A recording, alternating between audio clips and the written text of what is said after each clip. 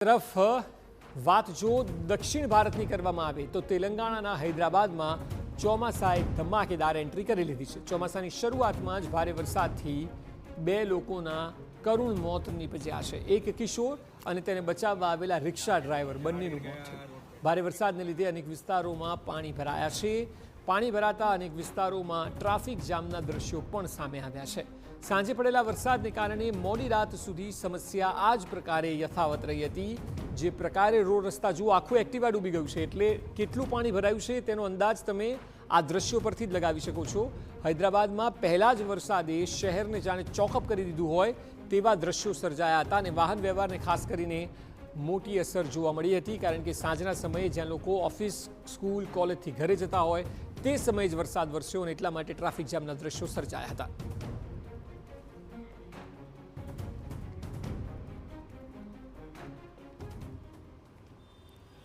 તો આપ હૈદરાબાદમાં જુઓ જે પ્રકારે ટ્રાફિક જામ છે, જ્યાં નજર જાય ત્યાં માત્ર પાણી અને વાહનો આ જ જોવા મળી રહ્યું છે। અને હૈદરાબાદમાં આ સ્થિતિ ગઈકાલે સાંજે હતી કે જ્યાં ધોધમાર વરસાદ થતાં શહેરમાં કંઈક આ પ્રકારે આપ જુઓ ક્યાં સુધી ટ્રાફિક દેખાય છે, એટલે સાંજના સમયે શહેરના રસ્તાઓ જાણે ચોકઅપ થઈ ગયા હોય ટ્રાફિકથી, તે પ્રકારની સ્થિતિ સર્જાઈ હતી અને નજર જાય ત્યાં સુધી ટ્રાફિક જોવા મળી રહ્યું છે।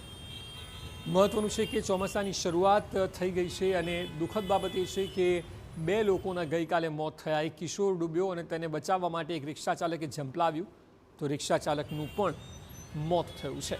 એટલે હૈદરાબાદમાં આ દ્રશ્યો ગઈકાલે પહેલાં જ વરસાદે જોવા મળ્યા હતા।